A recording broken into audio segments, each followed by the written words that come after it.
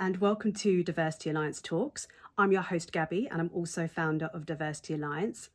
If this is the first time you've listened to or watched us/me, then welcome.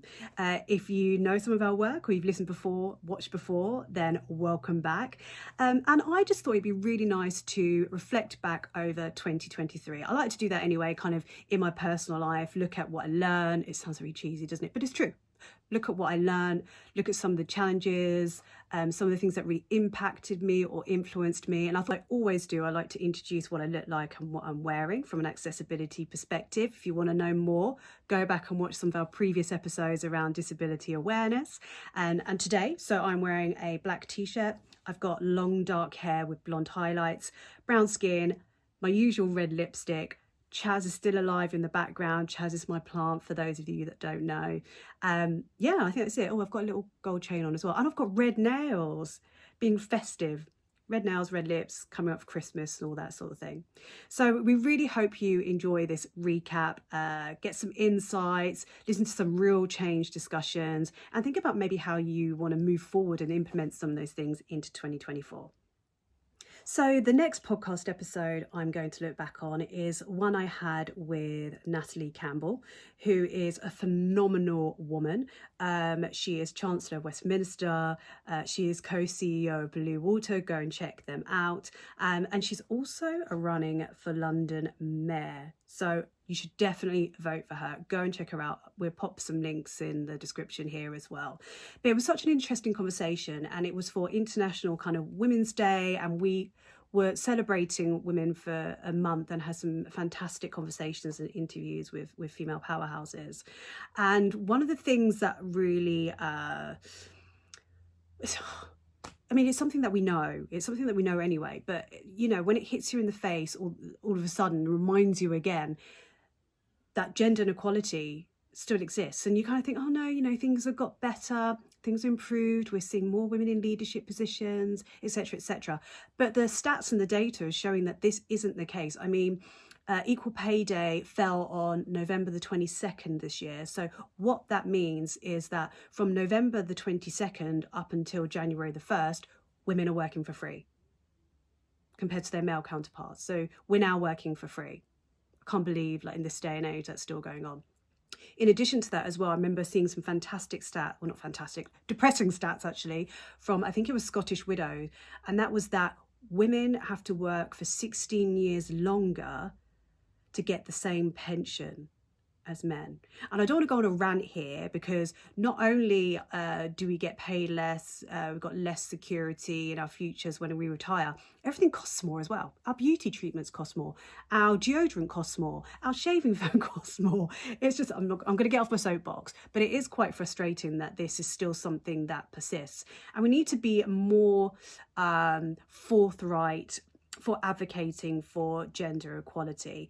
And I really want to highlight that, just because there's a focus on many different identities and intersectionalities, it doesn't mean that we've forgotten about gender inequality by any stretch of the imagination. So from my conversations, I got some interesting insights, and really just some tips that I recommend that we all do, all of us, whoever we are, male, female, they, whoever we are. So the first one is, like, how do we reduce inequity, right? So we need to be allies to each other, and we need to support each other and be a little bit more proactive in that. So not just sort of say, I support gender equality. Yeah, but what are we doing about it? Are we making sure that if we're in leadership positions, or we're managers or anything like that, where we are creating job roles and we are deciding on salaries and salary bands, are we checking that these are equitable? Are we making sure that we are offering opportunities for women to develop in business, to get into leadership positions and roles and things like that?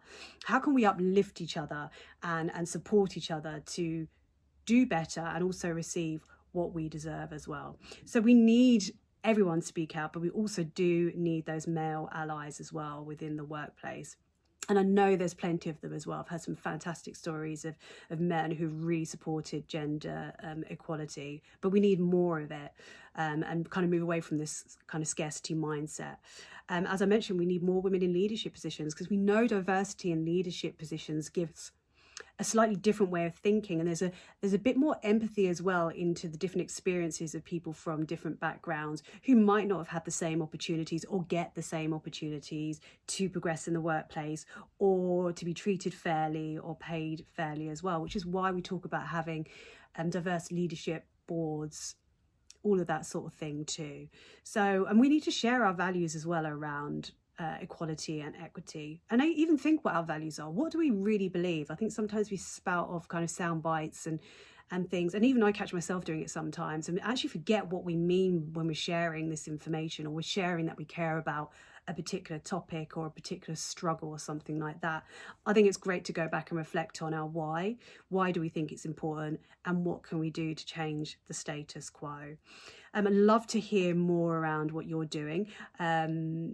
That sounded really aggressive. What are you doing? I don't mean it like that, but if there's some fantastic work going on out there, then please do share, because we learn from each other that way, and we get inspired by best practice and good examples of things. And I think we need to get more pushy on the sharing of data as well, sharing that data around pay, compensation, pay scales, women in leadership roles, and things like that. So let's do more. We can do more. I believe in us. So that's what I got from my conversations with Natalie Campbell, and actually Natalie Duval as well, who I had amazing conversations with. Go back and check out their interviews. Natalie Duval was on Dragon's Den. Her product, company March Muses, with her product for decorations that feature people of colour, and now in Tesco's and Selfridges. So 2 fantastic female powerhouses for our what was our month called again? Building a Stronger Female Future. That was it. It was a while ago. So do go back and check out info on that. And also you can pop onto the website as well. You can go into, I should know this. I should prepare this. But go onto our website, I think under the tab Work We Do, you'll see confabs as a subheading. Click onto the confab and you can download a guide from a confab that we held for building a stronger female future, and we shared some of the insights and outcomes and things like that from those that attended the webinar. So go and check that out too. In addition to creating that plan or opportunity where they can ask, explicitly ask, for either whether it's equal pay, if they know what the pay scales are in their business, which they do, or to ask for that raise, that pay rise. What are some kind of like tips you would give to women in order to kind of do that?